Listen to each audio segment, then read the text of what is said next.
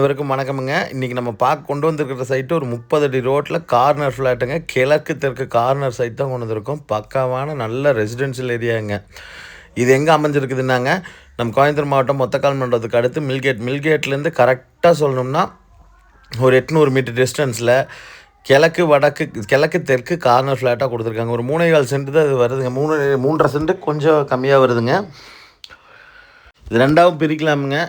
Billing இருக்கவங்க phone பண்ணுங்கள். இதுக்கு அவங்க கேட்குற விலை வந்து பார்த்திங்கன்னா 8,35,000 சென்ட்டு கேட்குறாங்க.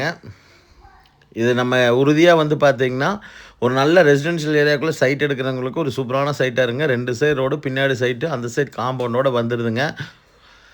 இதுக்கு வில்லிங் இருக்கவங்க ஃபோன் பண்ணுங்கள். பேங்க் லோனுமே 95% வரைக்கும் இதுக்கு அரேஞ்ச் பண்ணிக்க முடியுங்க.